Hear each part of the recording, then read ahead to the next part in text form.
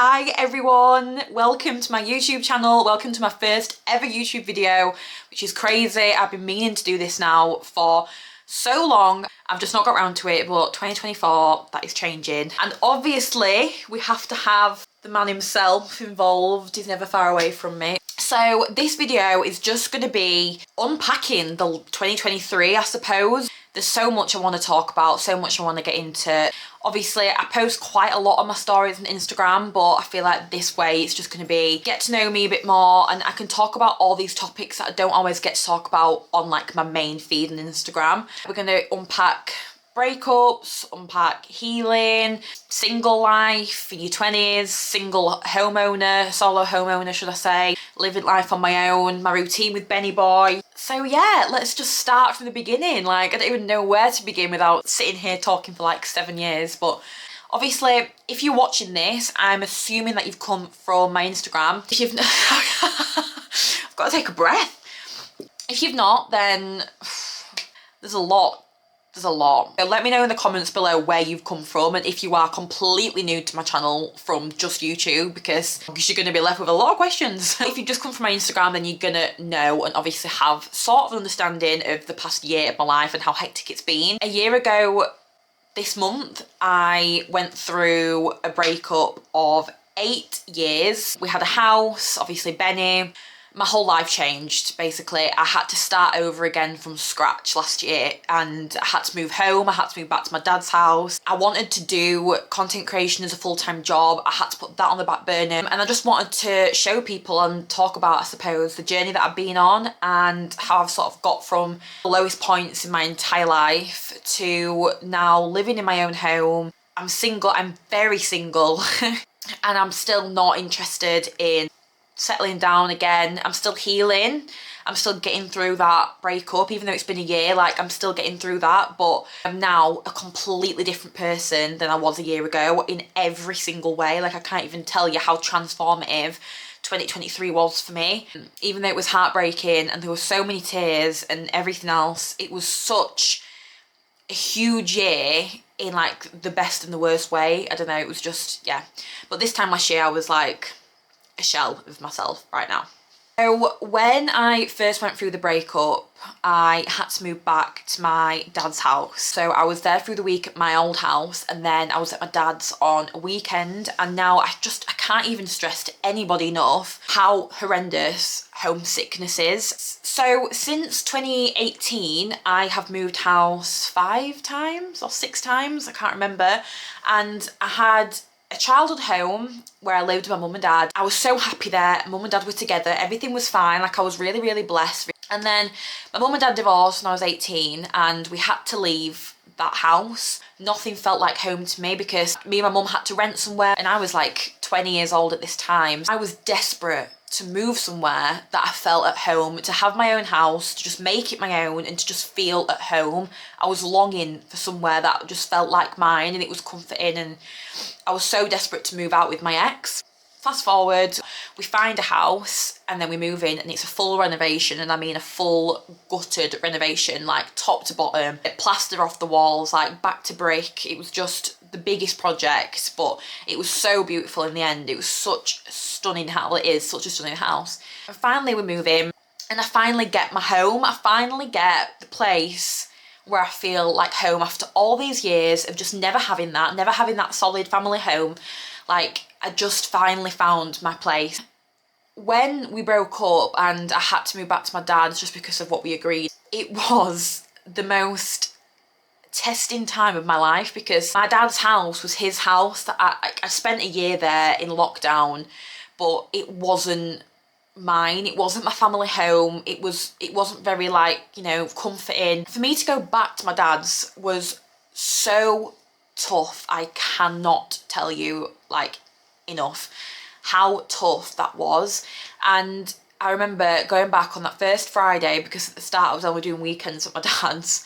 I'd had like a bag for life packed because I couldn't for the life of me find my hold all. Like, I remember just sitting on the sofa and just sobbing, and I couldn't stop crying. I think I just cried every single day for like at least 2 months. I didn't eat, I didn't want to cook. I felt like my whole life had just come crashing down. Like I felt like everything, I'd just lost everything. I'd never felt so low, and my whole routine had been shaken up. It was just the worst time of my life, genuinely. I was like a lost soul.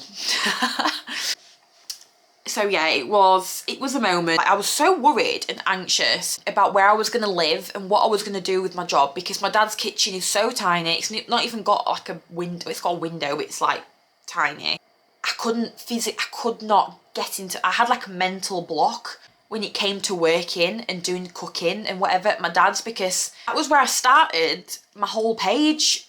But for some reason, because I'd gone from this beautiful brand new kitchen where all my things were, everything was organised, everything was exactly how I needed it to do my work, to then have to go back to my dad's where it was all over the shop and I didn't have everything I needed. I just had this mental block and I couldn't cook anything. I literally ordered takeaways for 2 months. I don't even want to think about the amount of money I spent on takeaways actually in that time, thinking about it, because it will have been a lot. But because I wasn't really eating like at any other point, I just used to think, fuck it. I mean, I was in fuck it mentality at that point as well. I was like, I don't give a fuck. Excuse my French, but I didn't. Like, I think if anyone else has been through a heartbreak, like, you know what state you get in, and you just do not pay any attention to yourself or look after yourself. You just don't. And I was just a mess. And yeah, the takeaway was my best friend, to be honest. Oh god, it's getting dark.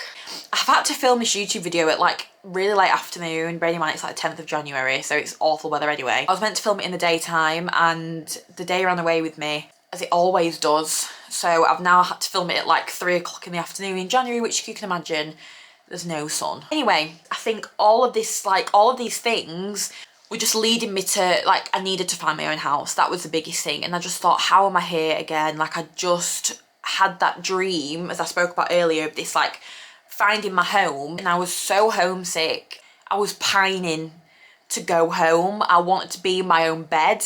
I wanted to be on my own sofa, and I'm someone who loves my own space anyway, so the thought of having to share it with anyone else, obviously, despite like excluding the relationship, I could never do. Like, I don't think I could ever have a housemate or anything like that, because I enjoy my own company way too much. I'm house searching, and that was an endless task of like speaking to mortgage advisors, speaking to solicitors, finding out how much I can comfortably afford, bearing in mind I was used to a 2-income household. I'm now going to be a single income household.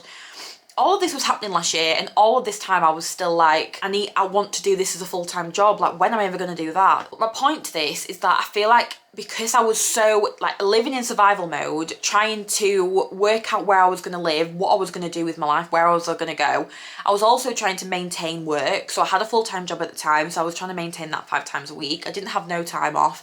And mind you, was great, and she was like saying you can have time off if you want, but because it was such a supportive group of colleagues, like, it was nice to go to work, because I could speak to like one of my best friends I worked in the office with, and I spoke to her constantly, and I really needed that at the time. Trying to keep on top of my job that I wanted to do full time, which was content creation, that had to take a back burner because obviously my life was in turmoil.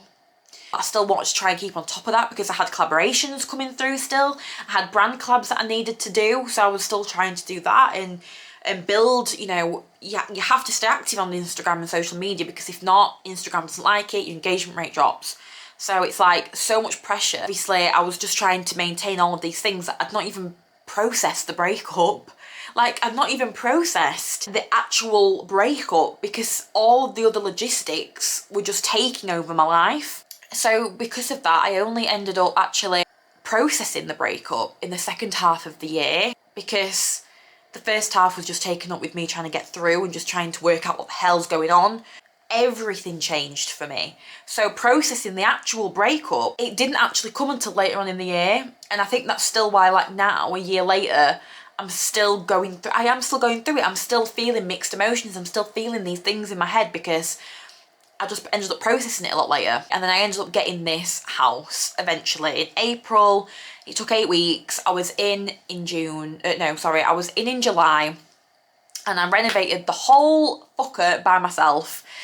And since then, I have become so strong and resilient and independent. And I tell you, the one thing that I've done, that this has forced me to do, is look after myself and look inward and focus on me and just put the time and effort into myself, not anybody else.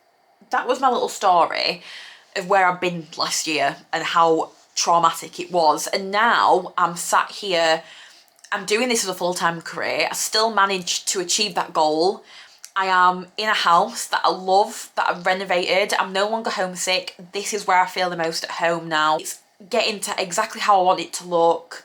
I'm doing this as a job, like I say. I get my little Benny, you know, I've got the time and effort and energy now to focus and pour everything into myself to become the best person that I want to become, you know, the happiest version of myself, and someone who's not constantly stressed and upset and just negative, like someone who's actually got a zest for life again. That's the goal for 2024, because I've just totally neglected myself in every single way.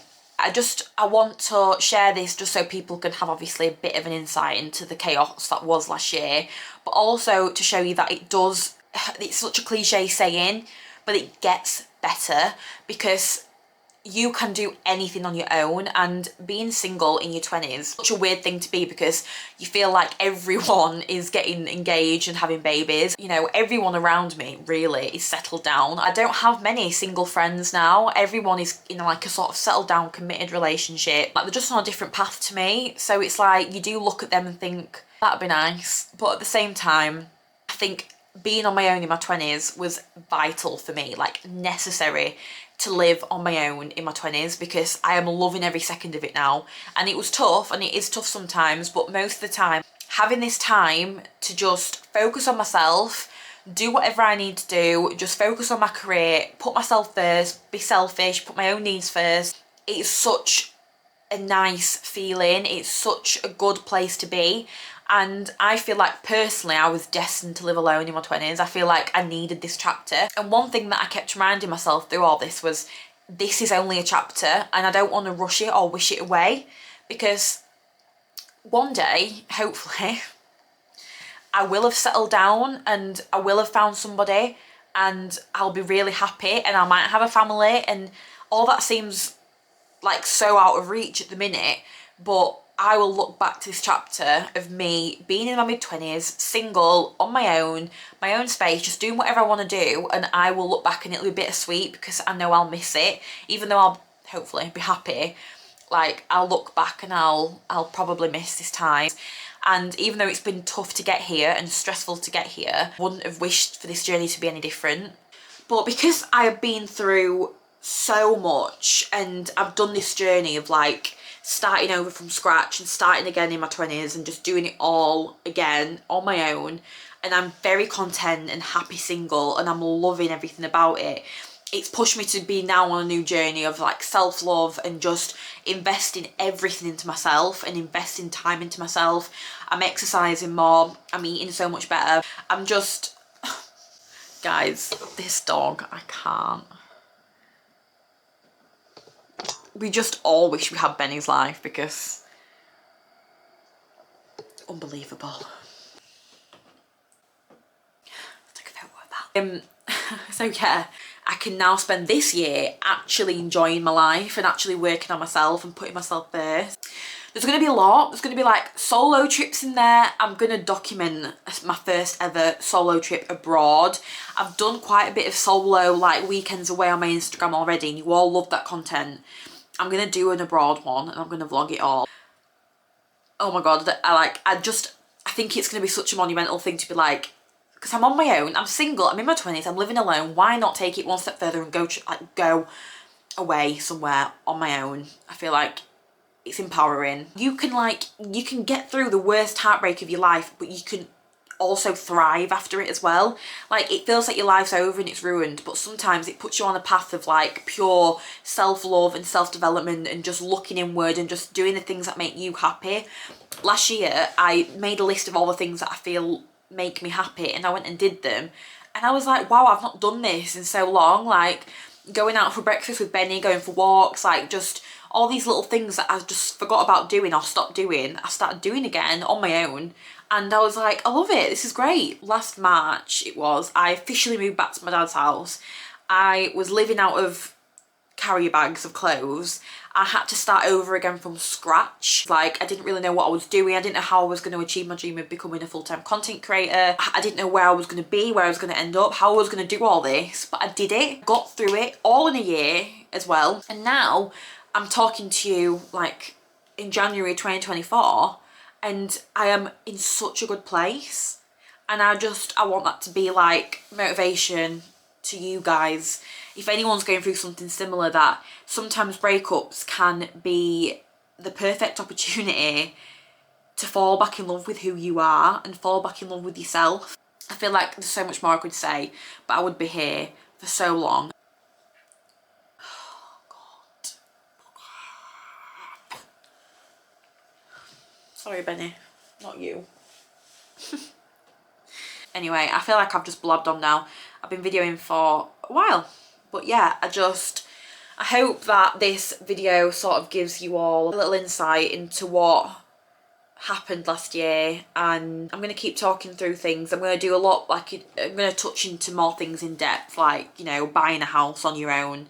I'll talk more in depth about being single in your 20s, for example. These can be little videos on their own just because I feel like they deserve their own time to shine, because there's so much to like unpack there. So this is me signing off my YouTube video.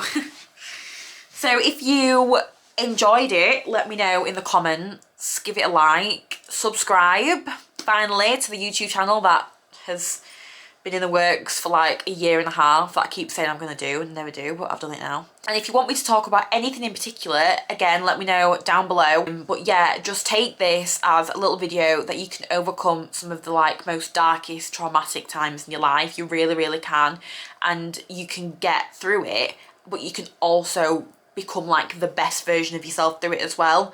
So when you are in those low points and you feel like your whole world has come crashing down and you feel like everything is lost and you feel lost and you don't know where to even begin to pick yourself back up again, things will come and things will fall into place and you will get through it and you'll find yourself getting stronger and stronger and stronger. And remember, healing is not linear. It's up and down, but eventually over time, it's like that. Honestly, just keep going. Even if you just keep going for like 5 months and you don't make any progress in your life, doesn't matter. As long as you keep going, you will get there. I promise you that. That's it from me, I think, with my first YouTube video. And just let me know again in the comments if you need anything specific. But yeah, like, comment and subscribe.